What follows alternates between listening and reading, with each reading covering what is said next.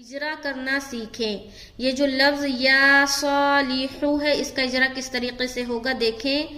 या सौ दोनों के ऊपर खड़ा जबर है। खड़ा जबर बराबर होता है अलिफ मद्दा के। खड़ा जबर को एक अलिफ के बराबर खींचकर पढ़ेंगे। जैसे या सौ।